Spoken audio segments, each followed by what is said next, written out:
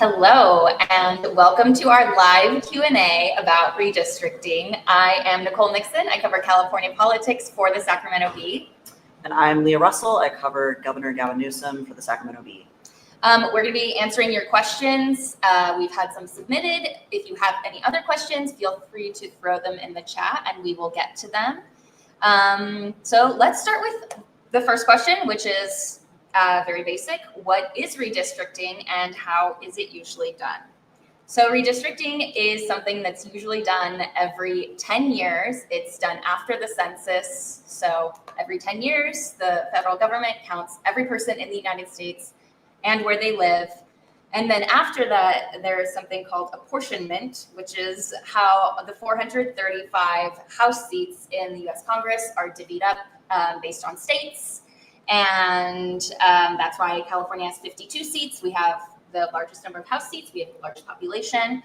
And then from there, states also draw their own district lines for the congressional and legislative seats. So there are a few ways to do this. In most states, the state legislature does it. Historically, that's just how it's been done. In California, we moved to an independent commission, taking this power 15 years ago.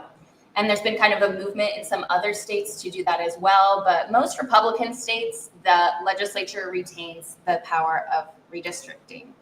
And then you want to talk a little bit about our commission and how it works? Yeah, so we have something called the Independent Citizens Redistricting Commission. It has 14 members. They're all obviously independent.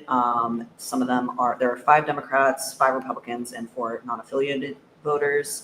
They're chosen before redistricting happens, and it's through a multi-step vetting process. There are strict limits. You can't run for office or work in politics for several years before you join the commission, and you can't be related to any elected officials, that sort of thing. There's usually a host of people who apply, and then they are filtered out. The governor has a say, so does the legislature, and then it whittles down to 14 members. And that's been in place since 2010 after voters passed a proposition in 2008 that established the commission. And then in 2016, there was another initiative that passed to take away the power from the legislature to give it to the commission to draw both legislative and congressional boundaries. The members of this commission, once they're chosen, they spend hundreds of hours in public meetings taking public feedback where anyone can weigh in on their community, what district they want to be in, if they want to be grouped with certain other nearby communities, and weigh in on the process in general. So the actual line drawing in California happens in these public meetings. And so that is how your congressional and legislative districts are made. Okay, so next question is, why is California doing this now and why is it controversial? Yeah, so back in June, President Trump reached out to Republicans in Texas, which is the second largest state after California, and said, I'm worried about the GOP retaining its hold on Congress in the 2026 midterms. As we know, the Republicans have a really thin majority over Congress, and Democrats since 2024 have been looking for ways to make a political comeback. So Trump said, to all of the Texas Republican delegation, find me a way to eke out at least 5 more seats in Texas. I don't care how you do it, just get it done. And Republicans at first, Governor Greg Abbott kind of demurred, and then the DOJ, which is a DOJ office led by Harmeet Dillon, who's a former San Francisco attorney, intervened and said, there are, I believe, 4 districts in Texas that we believe are racially gerrymandered, which is to say they are drawn along partisan lines that we think should be overturned. And that kind of kicked off this movement in Texas for them to redistrict. That letter basically gave the Texas Republicans a legal leg to stand on for this partisan gerrymandering. Exactly. And then Newsom, this was also right around when Newsom and Trump were starting to go at it over Trump taking over the National Guard and sending them to Los Angeles. And Newsom started saying, hey, if Texas does this, California should too, Democrats should too. And so that's how we got here. And that's why it's controversial. Usually this is not done outside of the census count, but that's why it's so controversial. And especially since Newsom now wants to do it and has successfully started this campaign to ask voters in the November 4th special election to temporarily adopt a new map drawn up by a political scientist named Paul Mitchell, who has ties to Democrats, that would eke out another 5 seats and take them away from Republicans in California and give them to Democrats and make it easier for Democrats to win those areas to kind of counteract what's happening in Texas. We're in a full-blown redistricting war right now, and other states are possibly going to join, but we will get to that. First, let's talk about what's going to happen to the districts here in Sacramento. We've got some graphics here that I think we can queue up to show the before and the after of the district lines and how they will change if voters approve this new congressional map. And I think we can zoom in on the first district. So how these are going to change is that you see that District 1, that red one kind of in the middle, that the Northern California used to be, or is now, that top like third half of the entire state. It's a very rural, so a lot of people in small communities in this large district are represented by Republican Doug LaMalfa. And so the point of this map is to kind of draw in more liberal voters that tend to live in denser areas, cities, suburbs, into these large, more rural districts to give Democrats more of an edge in more races. So Leah here went to Reading, which is in the middle of the first district, and we talked to some people about how they feel about it. Yeah, Doug LaMalfa is a huge Trump ally. He has represented that seat since 2012. As Nicole said, it's pretty rural. It covers most of the North State. I spoke to voters, both conservative leaning and liberal, who said that they were split. Liberals said they felt like they would love to see a Democrat take that seat. Others, I talked to LaMalfa himself, and he said this seat or this district is very rural. It has different interests from, say, denser areas down in Sacramento or the Bay Area.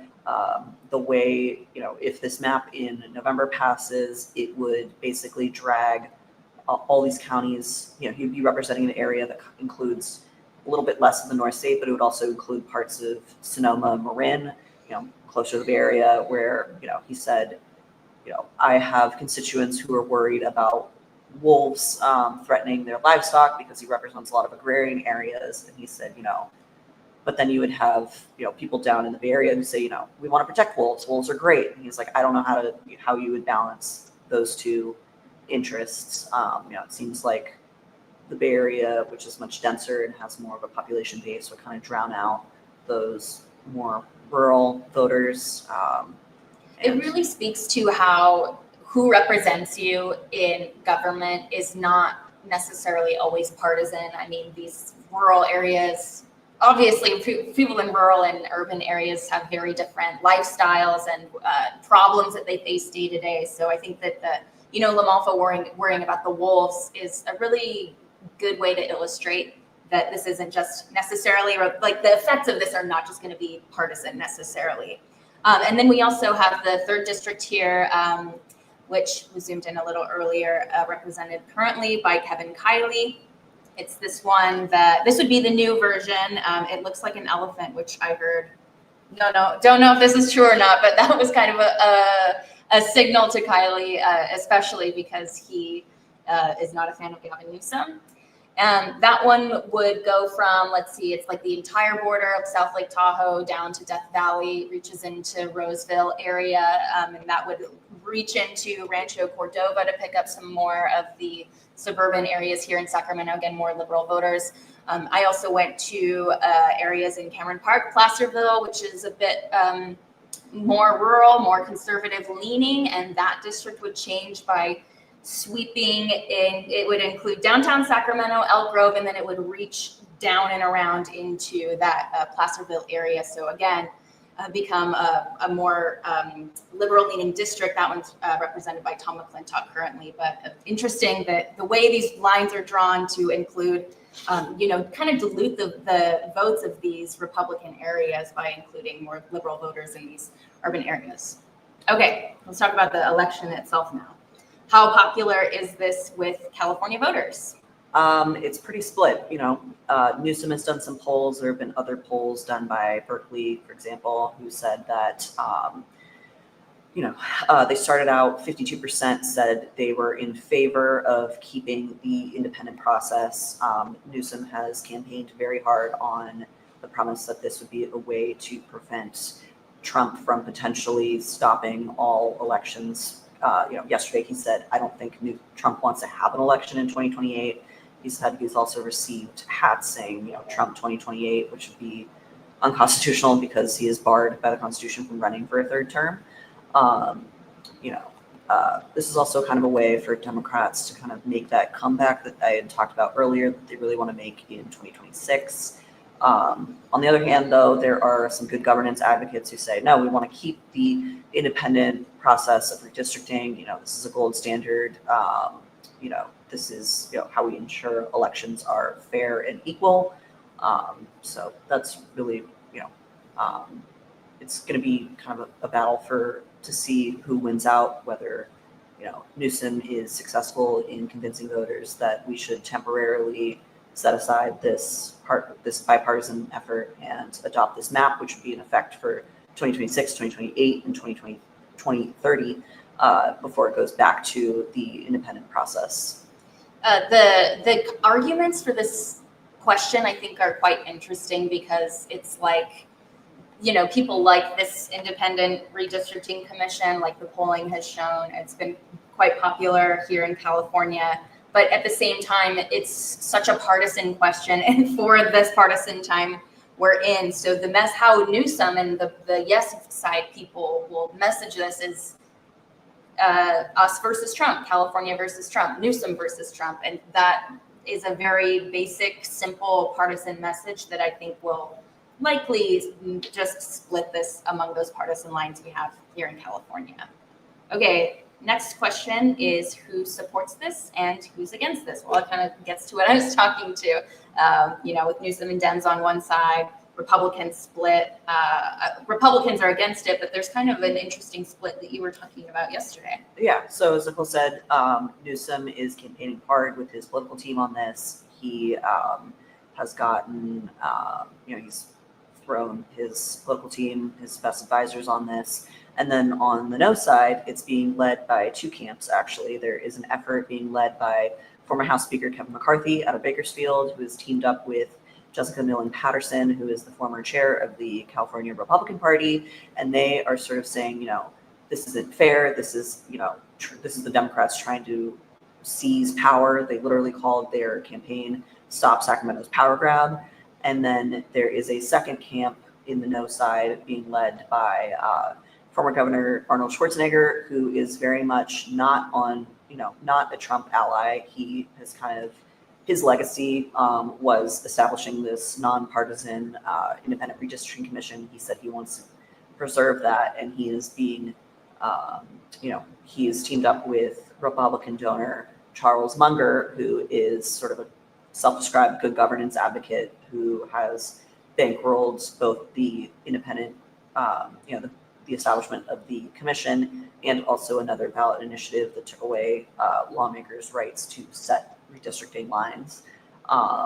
So two groups of Republicans kind of using different messages to campaign against this. And then it's also interesting to know, like you mentioned, Schwarzenegger and Charles Munger, these kind of good government type Republicans. Well, there's also these good government groups like the League of Women Voters, Common Cause, which are very supportive of the Independent Redistricting Commission. We're very opposed to this idea at the very beginning. Those groups have now taken a neutral position because, well, I mean, it's kind of like a holding your nose to just get through this moment type thing. Obviously, they want independent redistricting, but they say that they're not going to oppose California's new map, this election, because It is going to the voters, so it's, I guess, democratic that way. Voters get the final say, whereas in Texas and some of these other states, the voters don't get to weigh in at all, other than by electing their elected officials.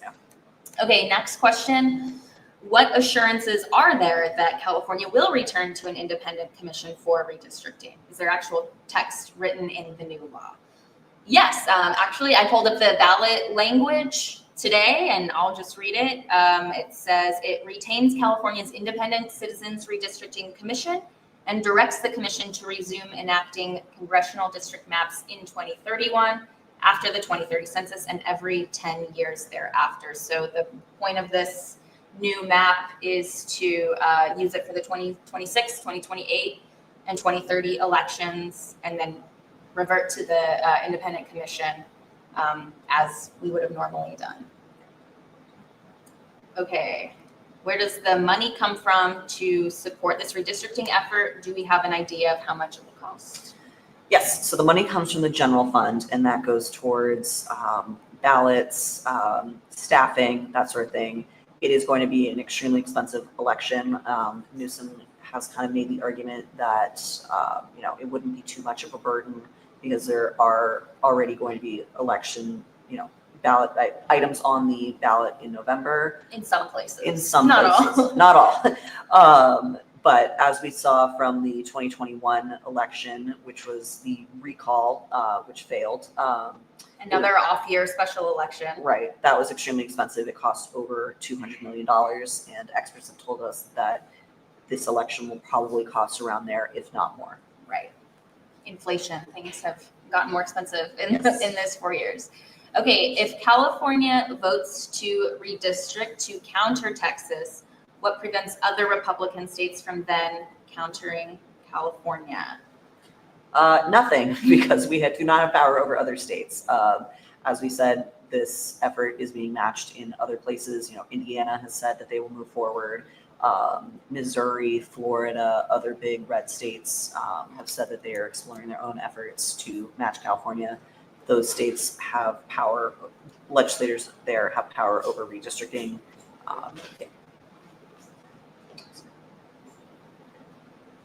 Okay, Republicans say that this is illegal. They filed challenges with the state Supreme Court. What has the court said? This is something you've been covering. Yeah, Republicans in California have twice now asked the Supreme Court to intervene on the basis that this bypassed, a legally mandated public review period. And they also said that, and twice now the Supreme Court has smacked those challenges down, most recently yesterday, in a really brief one-page, one-paragraph order. The Chief Justice, Patricia Guerrero, said, the plaintiffs have not met their burden of proof. And so that's where we are. No real explanation of what that was supposed to be, but that's how courts are sometimes. This has all moved so quickly in the courts just in the past 2 weeks. Yeah. Okay, I think that was all the questions. Anything else in the chat? We have a few more minutes. Throw some questions in the chat if you can. Yeah, if you can hear us, throw some questions in the chat.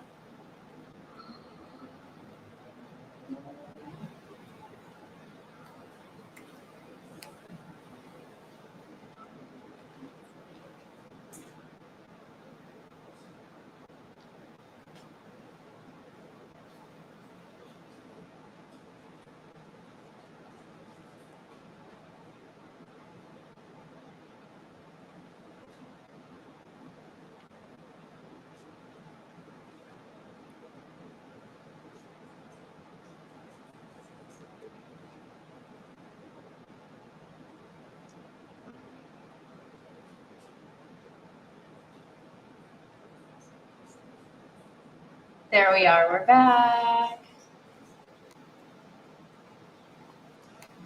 Okay. Are there any Democrats against this? That's a question that just came in.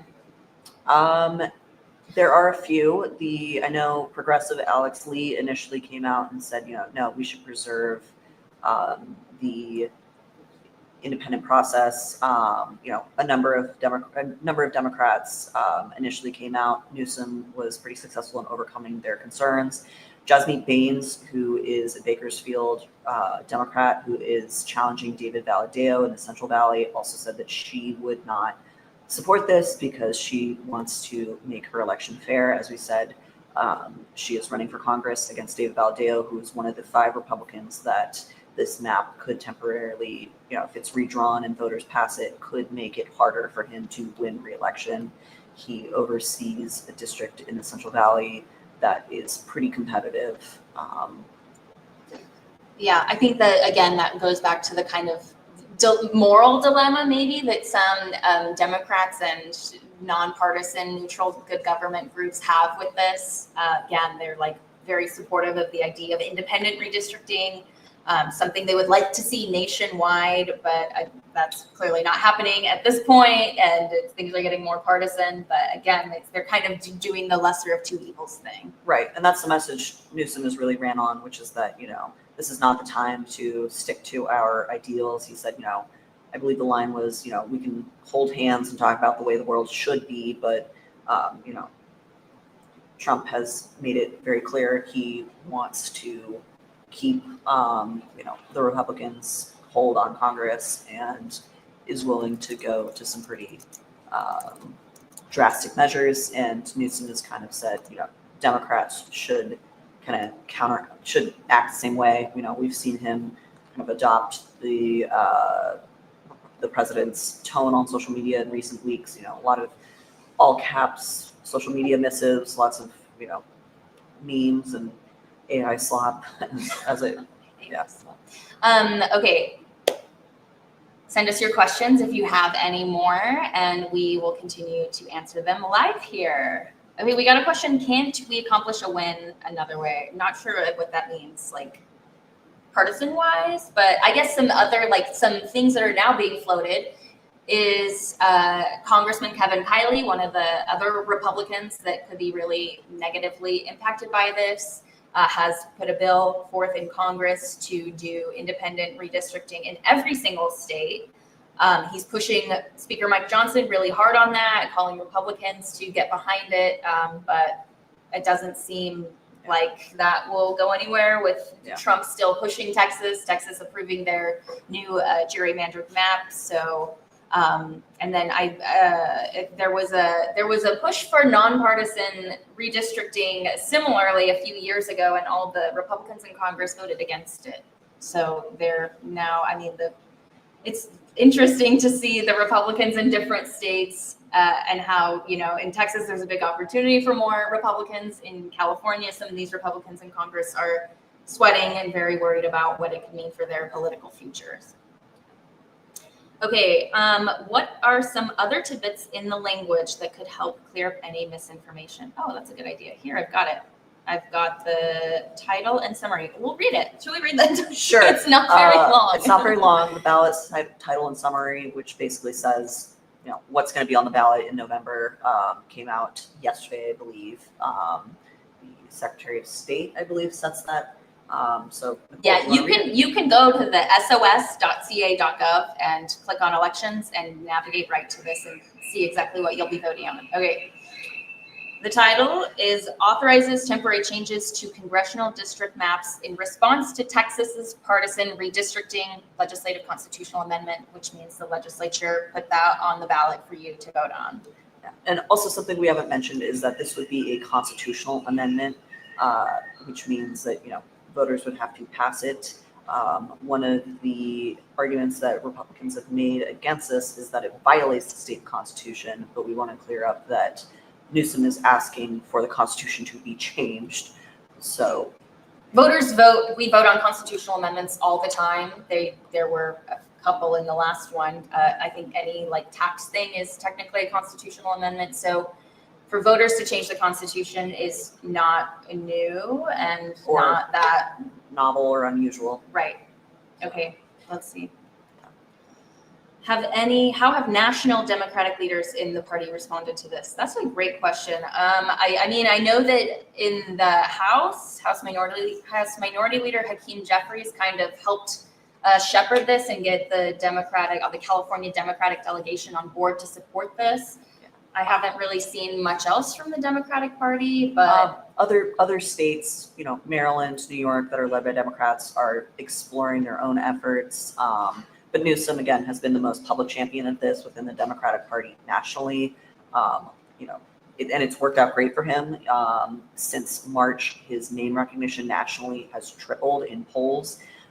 As of this week, he has also kind of risen to the top when it comes to who people think of as a potential Democratic 2028 presidential contender, along with J.B. Pritzker of Illinois, who has also talked about doing his own redistricting in that state, Wes Moore in Maryland, Kathy Hochul in New York. Cool. Well, that's all the questions we have for this afternoon. If you want to follow more of our redistrict coverage, please consider subscribing to our daily Capital Alert newsletter. The link is in the comments. You can also read more of our coverage at sacbee.com. Thanks for joining us. I'm Leah Russell. I cover Governor Gavin Newsom. I'm Nicole Nixon. I cover California politics. Thanks. Have a great rest of your week.